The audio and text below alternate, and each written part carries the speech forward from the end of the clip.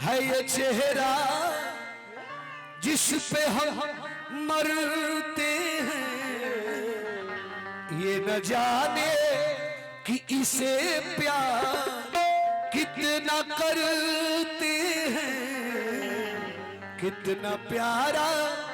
वही राम जी के नाम कहे के बाद कि श्री सीतारा बोला मनवा उम्र बीती जाई हो,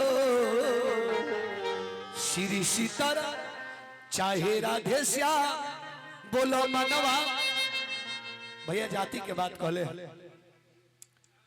जाति भगवान कहियो कहले। अच्छा राम जी कहियो अपना में सिंह लगौले, कृष्ण जी कहियो अपना में जादू लगौले, परशुराम जी कहियो अपना में बाभन लगौले, लेकिन हमनी के भगवानों के बांट दिले बन गया, हमनी के भगवानों के बांट दिले बन गया। ई स्थिति हो गई बा, त एकरा से बचे के बा, जात ना जमात बने के बा। हां त कहे के भाव बा कि श्री सीतारा बोला मनवा उम्र बीती जाई रे,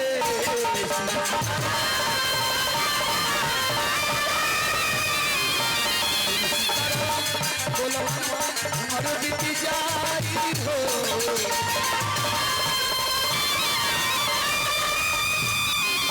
श्री सीतारा बोला मनवा उम्र बीती जाई हो,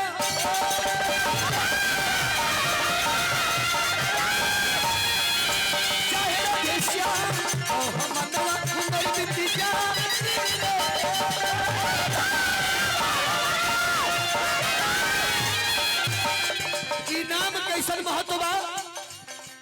सतयुग में तपस्या रहे, त्रेता में यज्ञ रहे, द्वापर में पूजा रहे, आ कलयुग में केवल नाम बा। कलयुग केवल नाम आधारा सुमरी सुमरी बहुत रही पारा। कौन नाम? राम ही सुमरी गाई, राम ही संतत सुनहि, राम गुण ग्राम। ऐसे लक्ष्मण मुखिया के ड्राइवर शंभू बीघा के रहे वाला बानी, नमो ध्यान से उतर गए। अच्छा ड्राइवर साहब हई नो का नाम है जी? उपेंद्र सिंह। हमारा लक्ष्मण भैया का ड्राइवर साहब उपेंद्र सिंह जी बहुत बहुत रुपए का पुरस्कार देनी। शंभू बीघा निवासी हार्दिक अभिनंदन, स्वागत बा। श्री सीतारा बोल मनवा उम्र बीती जाई रे,